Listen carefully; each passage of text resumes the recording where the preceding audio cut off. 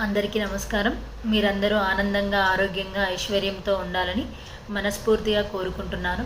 నేనిప్పుడు భగవద్గీత ద్వితీయ అధ్యాయము సాంఖ్యయోగంలోని 7వ శ్లోకాన్ని మీకు పాడి వినిపించబోతున్నాను.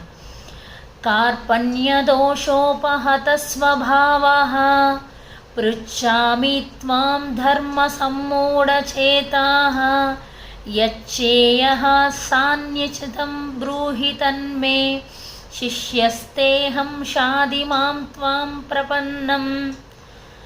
కార్పణ్య దోష కారణమున నేనిప్పుడు నా స్వధర్మ విషయమున మోహము చెంది శాంతిని కోల్పోయి తిని. ఏది నాకు ఉత్తమము నిశ్చయముగా తెలుపుమని నిన్ను నేను అడుగుచున్నాను. నేనిప్పుడు నీకు శిష్యుడను మరియు శరణాగతుడను.